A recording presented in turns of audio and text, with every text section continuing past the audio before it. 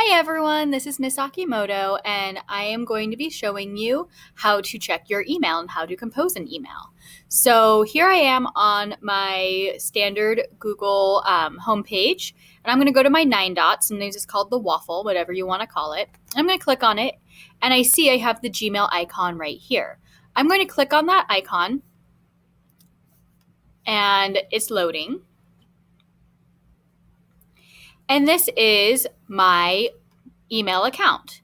So my email account is the same as how I log into my Chromebook. It's just my initials with my student number at chicousd.net. That's the piece you have to remember. And then my birthday password. So this right here, this is what we call your inbox. So this is where you see emails that people have sent you. So you can see I have one from Mrs. Crum, and I can click on it, and then I can read what she sent me. She sent me a Google form. This is the button I use to go back. I can get rid of it if I don't need it anymore. I can mark it as spam if it's not from like your teacher or someone you know. You have all these tools right here. Really you need to know about delete and go back. So the arrow going back is how you get back to your inbox.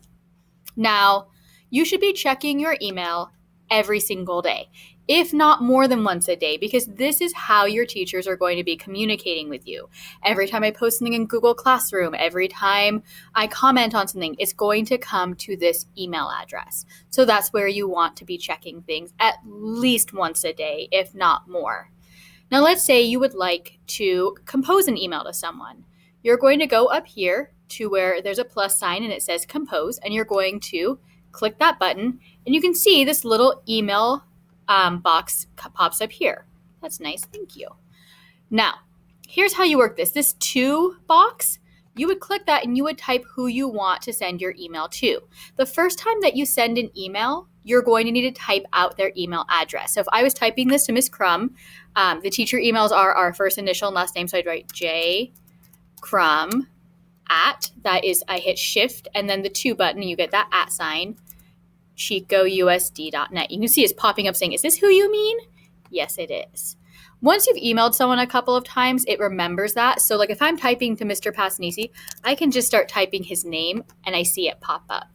So the subject line, this line right underneath, that's where you're going to write what your email is about so that the person receiving it knows what it is you're sending. So if I'm sending an email introducing myself, I might type it in as greetings.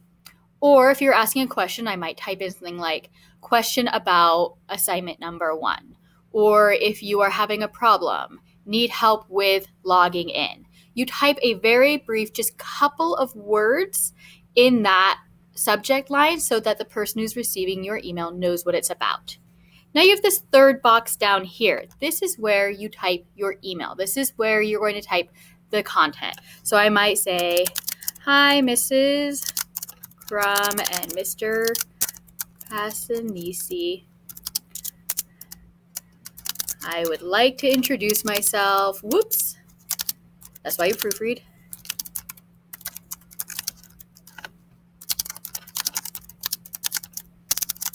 Name is Emily. I have a first name. It's Emily. Call me Miss Akimoto. Keep writing, blah, blah, blah, blah, blah, blah, blah. You would write more. And then you would finish from or sincerely or whatever, comma, and your name. There we go. So I read it over before I hit send. This is not instant messenger. You do not want to send email after email after email because you can see it shows up on, I'm pointing like you can see, it shows up on your screen every single time. So you don't want to spam someone with a bunch of emails saying, oh, whoops, I made a mistake. Oh, whoops, I did this. So you always proofread. So I'm going to proofread this. Hi, Mrs. Crum and Mr. Passanisi, comma. That's how we start friendly letters. It's also how we start emails.